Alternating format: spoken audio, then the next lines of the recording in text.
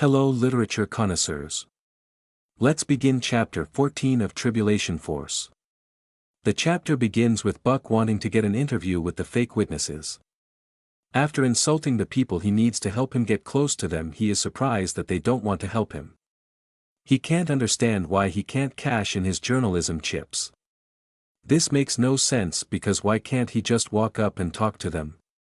If these two fakes are trying to get their message out, then wouldn't they want to have the media spread the message? He starts by begging Steve to get Nikolai to help him.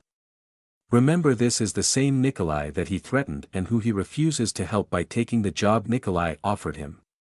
Why would he even try after the way he has been acting? Steve then uses mob boss tactics to warn Buck that if he doesn't accept Nikolai's offer soon, then Nikolai might offer it to someone else and Buck won't be able to work anymore. Buck then tries the cardinal that he harassed and was shocked that he was told to get lost. The cardinal mocks the fakes, then Buck presses him by asking why it hasn't rained since they started preaching. The cardinal reminds him that they are in a desert and it rarely rains in the desert. Honestly, that is not a good defeater to Buck's argument, because while it is true normally, it should be pointed out that in the Middle East at around November it is considered the rainy season there. Meaning it is more likely to rain then than at other times, depending on the time of year that is occurring in the novel. Scene changes to Rayford as he meets the crew he will be working with on the new Air Force One. He gives what he calls a pep talk by telling them how he wants them to do their jobs. The thrill wears off quickly and he begins to feel lonely again. He calls Chloe. The conversation becomes stale as they discuss flight arrangements and touchdown locations in the Middle East. This just seems like the authors are trying to seem intelligent, especially after the bigoted anti-Semitic things that they said in the last chapter about Jewish people being stingy. Chloe says she misses him and cock-block Ray gets all but hurt and starts whining that she really only cares about Buck. Chloe suddenly reveals that useless Bruce called to tell them that an Amanda White called asking about Rayford's wife. We get told that his former wife that was taken as part of the disappearances used to help out at church Bible groups. These groups seem to be from other churches. This seems odd since most Christians stick to and promote their own home churches. So the backstory we are given is that she met Rayford's wife and after the disappearances she became a Christian but could not remember the name of Rayford's wife. Since we're told how Rayford's wife changed her life, that sounds like bollocks. Perhaps if she went to one or two of them, but how it seems to be presented, it seems like sloppy writing. Rayford and Chloe remark about that, and it seems like even knowing how poorly this new character is introduced, the authors decided to just be lazy concerning her. Scene changes to Buck as he gets a call from Haim. Haim refuses to help, but we learn the reason Buck can't just walk up is that there are crowds that prevent people from getting close. Also that everyone is afraid of dying if they get close. Buck presses and asks if Haim would call the Rabbi Sion. This is the rabbi that is supposed to be putting on a presentation of who the Messiah is that the Old Testament predicts. No reason why he would help a stranger like Buck or why Buck would even think of him. Haim agrees to call him and see what he can do. Sometime later Buck is woken up by Sion as he calls to tell Buck he agrees to help him. The authors mock the rabbi by making his words unintelligible when he first talks to Buck. They claim it's his Jewish accent that mysteriously vanished after that first sentence. So more sloppy writing because Sion is outside waiting for Buck and Buck makes him wait as he gets ready. Buck can't figure out what to wear because we're told he arrived for the peace treaty signing, which he is a guest who will be part of the delegation at the table, without a suit or anything proper to wear. Seriously? Buck, the supposed world's best reporter, isn't even going to dress decently for an important event.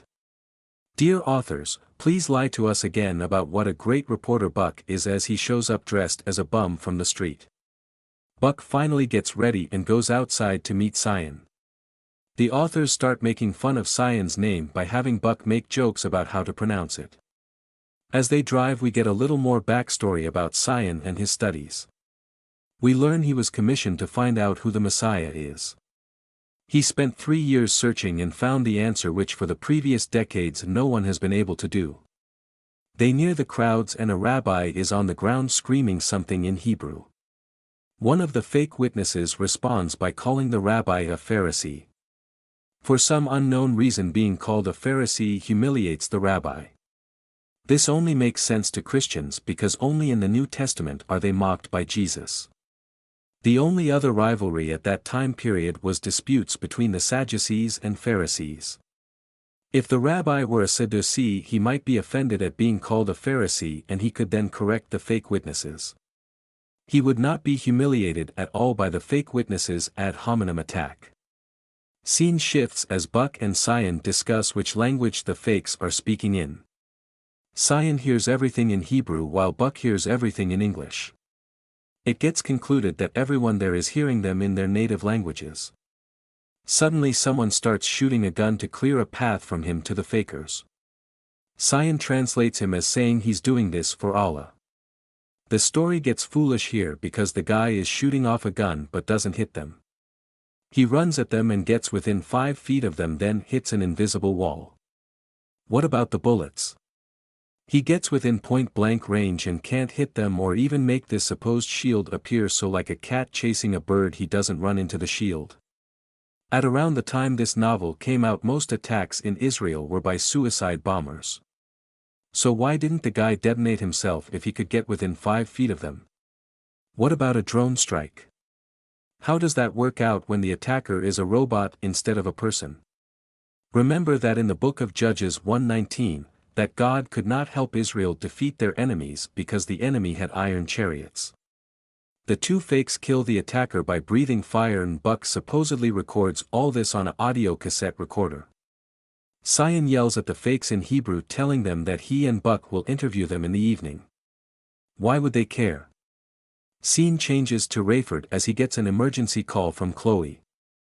She's all upset about the attack of the two fakes because the news showed Buck lying on the ground to protect himself. She seems to be jumping to conclusions again, and Rayford agrees to call her if he learns anything. Scene changes back to Buck as he talks to Cyan about the fakes. Cyan says that the Jews believe that during the end times that Moses and Elijah will make a triumphant entry into Jerusalem. This is total garbage because there is no such belief. The actual belief is that Elijah will prepare the way for the Messiah to enter and rule from Jerusalem. How did a rabbi that studied all the prophecies for 3 years not have any clue what Jewish people actually believe? Scene changes to Rayford as he talks to Steve about the attack to see if he can learn anything about Buck without revealing that they are friends. Steve rages about how Nikolai hates the two fakes and wants them dead. Rayford gets snarky and says it's what he would expect a pacifist to say, alluding to the fact that Nikolai talks about how he is a pacifist. Let's talk about a loving God that supposedly loves everyone and doesn't want anyone to die, yet he orders his followers to kill others. Or how he loves the whole world enough to flood it because he doesn't like whom they had sex with. Same with Sodom and Gomorrah. How a loving God throws people in hell instead of giving them better options. It's amazing how Christians like to point fingers at others while ignoring their own faults. This ends chapter 14 of Childish Force. See you next time for chapter 15.